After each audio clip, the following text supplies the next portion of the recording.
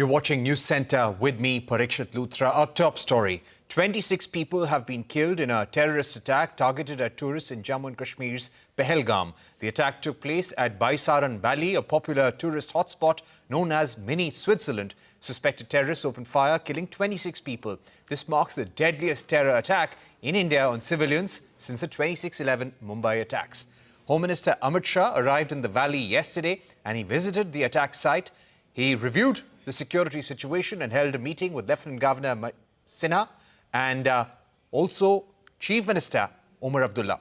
Meanwhile, Prime Minister Narendra Modi cut short his Saudi Arabia visit and arrived in Delhi. Upon his arrival, an emergency meeting was convened at the airport with National Security Advisor Ajit Doval and External Affairs Minister Subramaniam Jaishankar. The Resistance Front, an offshoot of terror outfit Lashkar-E-Taiba, has claimed responsibility for the attacks. Security agencies have released sketches of the suspects and a manhunt is underway. Kashmir Valley is now observing a near-total shutdown against the terror attack for the first time in 35 years. Schools, colleges, businesses, organizations from all walks of life are supporting the Bandh call to protest the attack on tourists. Defence Minister Rajnath Singh promised a loud and clear response against the attack very soon. आतंकवादियों द्वारा किए गए कायरतापूर्ण हमले में हमारे देश ने अनेक निर्दोष नागरिकों को खोया है। इस घोर अमानवीय कृत्य से हम सभी गहरे शोक और दर्द में हैं। टेररिज्म के खिलाफ हमारी जीरो टॉलरेंस की पॉलिसी है। ऐसी हरकतों का जिम्मेदार और इसके जिम्मेदार लोगों को आने वाले कुछ ही समय में जोरदार तरीके से नजर आएगा। मैं देशवासियों को आश्वस्त करना चाहता हूं। Former Army Chief General VP Malik is joining us right now. Former Foreign Secretary Shashank is with us, and Tilak, Devasher, member of the National Security Advisory Board, also with us. Gentlemen, thank you very much for joining us on a very, very tragic day. Of course, General Malik, if I could begin with you, what does the modus operandi of those terrorists really indicate to you about the intentions and the affiliations? Good evening, Parikshit. I don't think they have really changed their attitude, their strategy, or their tactics for a very long time. I think we sometimes close our eyes and don't face the truth. The truth is that we have a neighbor where you have a large number of jihadi elements.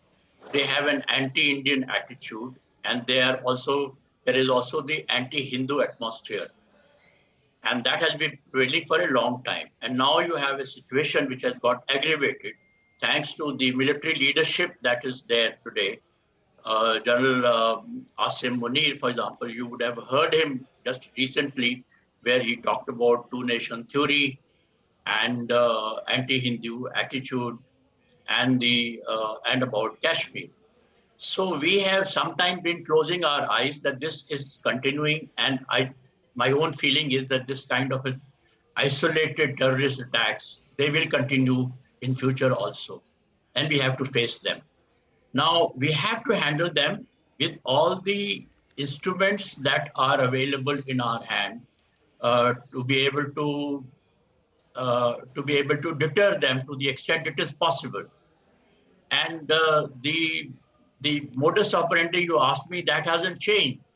Whether it was 26/11 or so many other incidents that we've had, the infiltration also, if they shift, sometimes it is in Punch area, sometimes it is in the valley area, and recently we have heard about in the Kathua international border in that area. So the modus operandi and the trying to cause damage to our morale in J&K, particularly our economy, all this has been going on, and I don't think it is going to stop soon. Right. Very important points there, General Malik. I'm going to come back to you in just a bit. Let me get in Mr. Tilak, Devasher also. Sir, if I were to ask you, if we look at some of the eyewitness accounts, they targeted the male members of the family. They did not spare them. to the women and children, young boys and girls. They said, go back to your Prime Minister and give him this message. What do you think was really the intention of these terrorists? How different was this attack from previous attacks you've seen in the valley for the last 35 years or so? Now, the resistance front is said to be behind this. What can you tell us about the organization? And if you were to join your dots and explain the message that is being sent out, what was that? Thank you for having me on your show. The Resistance Front is another name of the Lashkar-E-Taiba, because the Lashkar was getting a lot of heat and flack, so they thought they could fool everybody by changing the name. So that's as far as the organization is concerned. Now, the very fact that they were asking people their religion, so we should not call the unfortunate victims tourists anymore. They were killed as Hindus. They were not killed as tourists.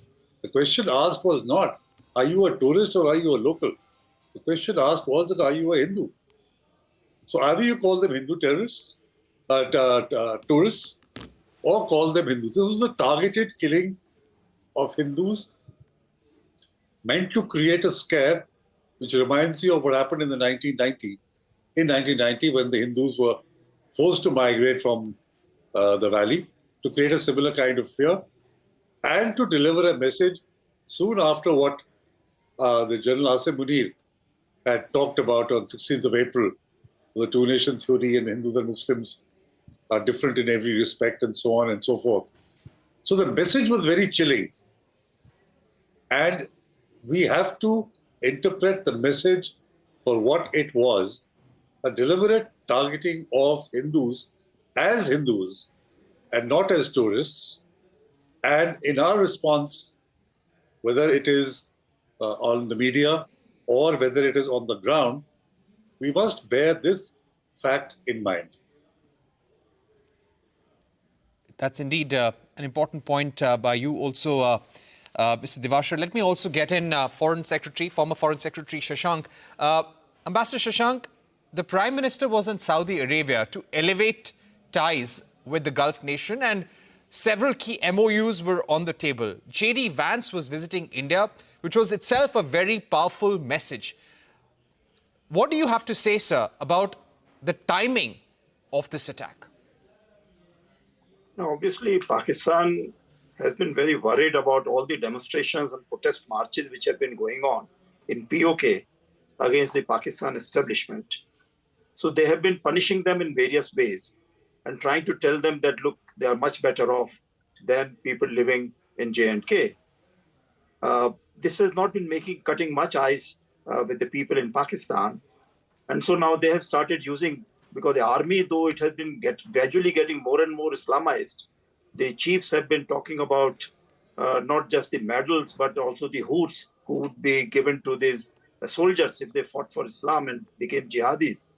So that is now we find the chief of army staff himself talking about the jihadist tendencies which would be rewarded. So obviously this is a direct message to his people that if they are not getting any support from J&K, then they should carry out the attack on their own in the name of Islam. And I think what Mr. Tilak Devasher has said, that obviously Hindus have been identified. So this is what Tulsi Gabbard had said, that Islamic terrorism is spreading its wings around India, and India and its friends must work together to control it. I think time has come that proper action is taken in order to ensure that these Islamic terrorists don't feel emboldened to come and attack people in Jammu and Kashmir. They don't go and attack in many other parts of India. But Jammu and Kashmir, they somehow feel more emboldened. So that's very important that there are no missing links in the administration and security apparatus of Jammu and Kashmir between the central government and the local provincial administration. Right. Mr. Devasher, if I were to ask you, does this have anything with the attack on Jafar Express?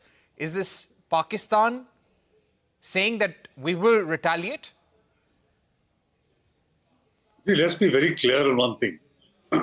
Pakistan has never accepted its own responsibility for whatever is happening inside Pakistan. They haven't been able to control the Baloch insurgency. Incidentally, it began in 1948. It petered out, began again in 58, petered out, began in 62, petered out, began in 72 or 73, petered out. This current insurgency has begun in 2004. Was India responsible for all the previous insurgency? How come they're talking about it now? Because the insurgency which started in 2004 has gathered momentum, and despite throwing everything against it, they have not been able to come to grips with it. Therefore, we externalize the problem. Afghanistan is responsible. The Taliban is helping them. India is responsible. India is helping them. I mean, if you just have to pick up the map, the geography, and look at where Balochistan is and where India is, you don't share a land border with them. And so how do they think that India is helping them? It's just externalizing it. The Baloch have become emboldened. Blaming India for their own problems. Yeah, absolutely. Absolutely. Because they can't tackle it. They're blaming Afghanistan. And Afghanistan has told them in no uncertain terms to, stop blaming them and sort out their own problems. So I don't buy that at all, that this is a retaliation for the Jafar Express. General Malik, if I were to ask you, what should be the military response? What are the options that India has on the table? We have carried out limited strikes, controlled strikes on Pakistani terror groups, terror launch pads in the past. What should we do at this stage, according to you? Look, we should not just be isolating military response. I think we have now reached a stage where we should be looking at all the instruments available with the state, whether they are political, economic, and military also. So all those have to be considered when you take a decision at the level of the CCS, for example. Now, as far as response is concerned, my first take would be to investigate the functioning of the unified command in J&K. That is as far as the defensive side is concerned. What has gone wrong there? Why a lack of intelligence? Why we have not been able to check infiltration wherever it has taken place? Have we deployed our forces adequately in these tourist spots? Because during this period, that the tourists spread all over the place. So far, as I see it, we have been focusing either on Srinagar or on the Amarnath Yatra time when we deploy a large amount of forces, or when the VIPs visit. But we should have anticipated this with the kind of tourism that is taking place today. And as I said right in the beginning, isolated incidents of this nature will take place. They have taken place, and they will in future also, they are likely to take place. Now, that is as far as the defensive side is concerned. But we also have to look at the proactive or the offensive this thing. And for that, we do have plans. And again, I would say that should not be looked at in isolation of the Army, Navy, or Air Force. We should be looking at all the instruments that are available to us, and then take a decision how we want to send a message, a strong message, an effective message to Pakistan. And there are many options available. We have a number of contingencies available, but they will all require CCS decision.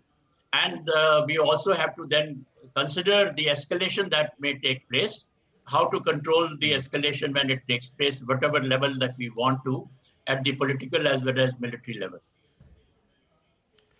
Right. Ambassador Shashank, if I can get you in at this stage, we do not have an ambassador serving in Pakistan. Diplomatic ties have been all-time low. We have a thin diplomatic presence in Pakistan, and vice versa. There have been news reports indicating that India may scrap the Indus Water Treaty or may pull out of it. Secondly, we may close down our mission in Pakistan, cut off diplomatic ties. None of this is confirmed. The government has said these are only speculative reports. We are awaiting a formal response from the government. But what kind of diplomatic response can we comfortably take? And what do you think are options before the government right now? No, General Malik has said that it has to be a cohesive and all-inclusive response. We should take into account our interests in maintaining security in J&K and also making sure that these kind of dastardly acts are not repeated. You talked about Indus Water River Agreement. There, of course, what we have started doing already, that the water which is comes under our share directly, that we have started utilizing. In the past, we were allowing that all to go to Pakistan and nothing very much was being done. And in fact, we were always short of water in Haryana, Delhi, and other places. So now that we have started using for the benefit of people in Kashmir, the benefit of people in Punjab and Haryana and Delhi. I think now the other thing which we need to do is to make sure that the bilateral treaties, generally they come to an end as soon as there is a war or any kind of conflict situation between two countries. We have never done it in the past. Therefore, there is always this hesitation that after all, we feel that Pakistani people are not to be blamed for this. And it's only the government which is directly or indirectly controlled by the army from behind the scene. Therefore, we have normally been very soft on that. But I think time has come for us to take hard decisions in this regard. Secondly, we should also tell all the neighbors of Pakistan that what they have done to us and what they might be doing in their countries also, so that there is a coordinated approach towards making Pakistan a civilized state and not to spread Islamic terrorism in the region. The third thing, of course, as regards the Indian mission, it is mainly to carry out basic operations of consular access, maybe whatever little bit of communications have to go on between two neighboring countries. So therefore, I do not know whether we can perhaps reduce it further, but to bring it down totally and then to request some third country to help us will not be very effective. Right. Let me get in Mr. Tilak Devasher once again. Mr. Devasher, just to speak about fixing accountability, and perhaps this is what the Prime Minister and particularly Home Minister Amit Shah would be doing right now. You know, you had at least 6 agencies which would in different ways be responsible for the security of Jammu and Kashmir. At this point, would you say that this was a major intelligence failure on the part of the agencies involved in J&K? You know, I think this is not the right time for this kind of an analysis or this kind of a post-mortem. There'll be time enough to do this later on. Right now, within 24 hours of the incident happened yesterday at about 2:30 or so in the afternoon, the whole focus would be in providing relief and succor to the families who have lost their loved ones, to decide what is the future course of action. And later on, certainly there has to be an accountability of what went wrong, as General Malik said, you know. But I think this time, just now, would be the wrong time to do that. It'll just demoralize all the agencies and the forces. Right now, we should all pool our resources and keep the focus on what needs to be done, which is, you know, to provide retribution on one hand and to provide succor to the families who have lost loved ones. We must not lose sight of that. Mr. Devasher? But, yeah, go ahead. Right. Mr. Devasher, I would also like to ask you, the fact that these terrorists moved around and shot at civilians from point-blank range. Now, these civilians are very soft targets. Clearly, they must have done their recce's, knowing that the spot is 7 to 8 kilometers away from Pahalgam. They're just tourists hanging around, you know, riding ponies, sitting in snack or sitting in small restaurants. These are easy targets. Would you expect, or from your experience, do you believe that these people may have infiltrated Kashmir many months back, or they may have been part of sleeper cells which have been activated? You see, I don't think these would be locals. You know, the manner in which this whole operation was launched and the timing, the recce, as you mentioned, the kind of intelligence that they had, I don't think so this would be locals or, you know, they would have had some local support. But these are highly trained people who have carried out this particular attack. So, yes, they would have infiltrated. I'm not sure if they came in months ago, because that would have been very much the winter, and it would be difficult when the passes are closed. They could have come recently, but we don't know. I mean, we'll come to know the real situation only when some of these fellows are caught, and I hope some of them are caught and interrogated. So we will come to know who was behind it, where did they come from.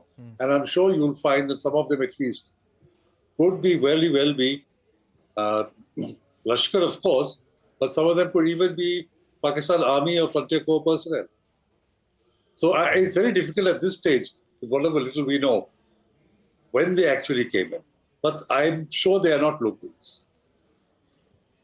Right. Let me also go back to General Malik at this stage. General Malik, as we speak about India's response, how can India, according to you, bring these terrorists to book? You know, could you give us a sense of how difficult would it be for us to catch these terrorists? We believe they must have escaped into forests nearby. How difficult is this terrain, according to you? And you've spoken about the military options that we have, but what is the kind of training these people would have got, considering their strong affiliations? And all indications are that they would have been well trained by the Pakistani army, mentored them, and some, as Tilak Devasher said, were perhaps members of the Pakistani armed forces as well. Well, the exact identity of these terrorists at the moment is not known, and one would not like to speculate. But obviously, the training that has been carried out and the kind of weapon that they have carried, somebody said sniper rifles, somebody said AK-47s, and somebody said the American rifles. So these they are holding and they've been using, apparently they have been very well trained, and the manner in which they have come. Of course, they would have been helped by some ground workers also, which is, I have a feeling that they would be a mix of people who have come from across the border or LOC, and also a few who are probably overground workers or sleeping cell that they have got inside. So they, whatever time that they have spent, they have carried out recce. They know exactly what to do. And I tend to agree with Mr. Devasher that they are more likely to be outsiders. Otherwise, why would they ask somebody whether he's a Muslim or a Hindu?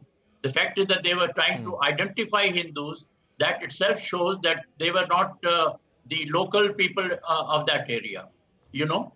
And so some people have definitely come from across the border, and they have been very well trained, and they have sleeper cells which they who would have given them help. And as far as training is concerned, they are more like commandos that we have in our forces. They would have been trained like that, not only under their own Lashkar-E-Taiba organization, but also under the ISI and the Pakistan Army. Right. We've run out of time, but I'd like to thank all of you for joining us with those very important views. It's a very tragic day, of course, and India deliberating on the response that will come in. Thank you very much, Tilak Devasher, General Malik, and Ambassador Shashank for joining us on the program. As we wrap, it has been a traumatic last 24 hours for families of victims. Navy officer Vinay Narwal, one of the victims, was on leave after getting married just about 4 to 5 days ago. He was on his honeymoon when he was gunned down. Navy Chief Admiral Dinesh Tripathi paid a mark of respect by laying a wreath at the mortal remains of Vinay. His wife has also been seen bidding a very, very emotional farewell to him. Vinay's wife is among many others who have lost their loved ones. Families and friends of victims recounted the harrowing details of the attack, which led to a tragedy in Pahalgam. जो ये वाक़ा हमारे मेहमानों के साथ हिंदुस्तान से आए हुए उन नौजवानों के साथ जो ये वाक़ा हुआ, उस खास करके हमारे इस रिश्ते में एक शरीफ नफ्स बच्चा जो घोड़े का काम करता था, जो इसको मार दिया गया, हम इसकी मजम्मत करते हैं। Another person, Shomir Guho, and his family also went to Kashmir, and they were supposed to come back today, but they were. Samir Guho was also killed. His wife and his also children is there. We are standing in front of his house. We have with us the local people who were friendly to Shomir Guho. ये बताइए दादा कि मतलब ये आप लोगों को पता था कि वो घूमने जा रहे हैं? हाँ, 14 तारीख को हमसे बात हुआ है, वो बोले कि घूमने जा रहे हैं और ये हमारे नेबर है। ऐसा होने से हम लोग को क्या स्थिति होता है, हम लोग कहाँ है क्या कुछ नहीं पता चल रहा है कि हम लोग किस राज्य में बास कर रहे हैं, कहाँ बास कर रहे हैं। My sister and her son are okay. They didn't had any injuries, but they were under shock. And meanwhile, my brother-in-law's status was not known, and he had to be airlifted because of his injuries. Later, after half an hour, I got the news, shocking news. कोई appeal, कोई संदेश जनता से, सरकार से कुछ भी आप कहना चाहेंगे? मैं ये अकेला नहीं बोलूँगा, यहाँ पे पूरा महाराष्ट्र या पूरा इंडिया बोलेगा यहाँ पे कि उनको कड़ी से कड़ी सज़ा होनी चाहिए। ये 4-5 जन नहीं है, उनके पीछे बहुत बड़ी साजिश है ये चीज़ के लिए। तो उन सबको आज एक साथ में, जैसे 26/11 हुआ था, ये दूसरा आतंकी बड़ा हमला मैं ऐसा मानता हूँ।